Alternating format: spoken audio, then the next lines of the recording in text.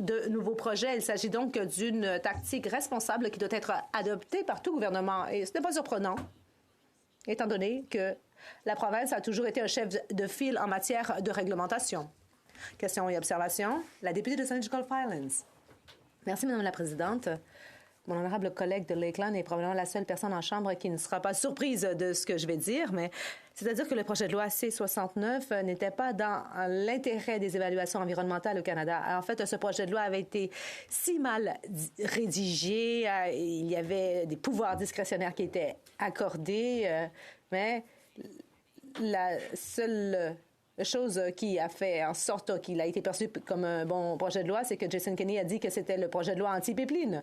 Mais en fait, il manquait la base même de ce qui devrait constituer nos lois en matière environnementale. Mais en fait, on se rappellera que sous Mulroney, une loi sur l'évaluation environnementale solide avait été proposée. Donc, ma collègue ne sera pas d'accord avec moi, mais elle voudrait que nous accroissions la production, mais moi, je ne crois pas qu'il existe une exploitation responsable. Tout ce qu'il y a, c'est une exploitation qui brûle notre avenir. Merci. L'honorable député de Lakeland.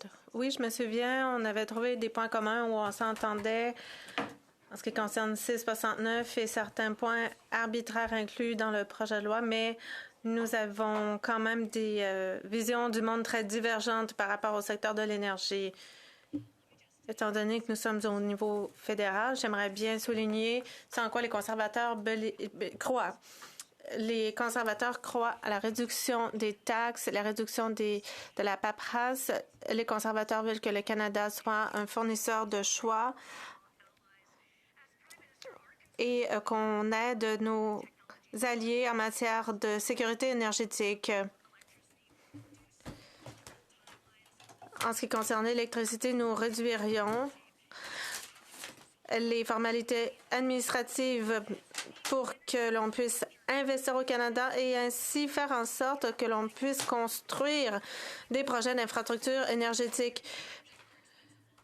Et on ne ferait pas comme les libéraux et le NPD qui ne font qu'ériger des obstacles au projet. Une question brève.